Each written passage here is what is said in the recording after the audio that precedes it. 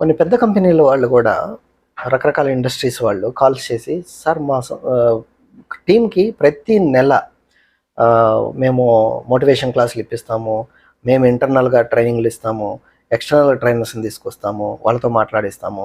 కానీ ఆ ప్రాబ్లమ్స్ అక్కడనే ఉన్నాయని చెప్తా ఉంటారు.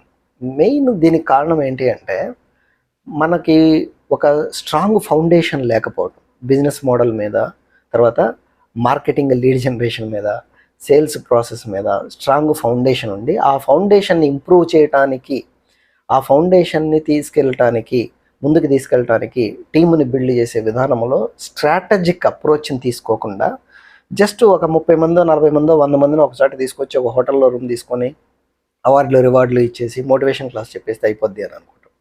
సో దానివల్ల అవుతుంది. కానీ అదేంటంటే ఒక 36 అవర్స్, 48 అవర్స్‌లో మళ్ళీ మర్చిపోతారు జనాలు. మళ్ళీ రెగ్యులర్‌గా చేసే పనులే చేస్తారు. అలా కాకుండా ఉండాలి అంటే వర్క్షాప్ మోడల్‌లో రెగ్యులర్‌గా, కన్సిస్టెంట్‌గా ట్రైనింగ్స్ స్ట్రాటజీ తోటి జరగాలి. రెగ్యులర్‌గా జరిగినా కానీ ఏదో ఒక టాపిక్ ఏదో ఒక రకంగా మాట్లాడితే ఉపయోగం లేదు.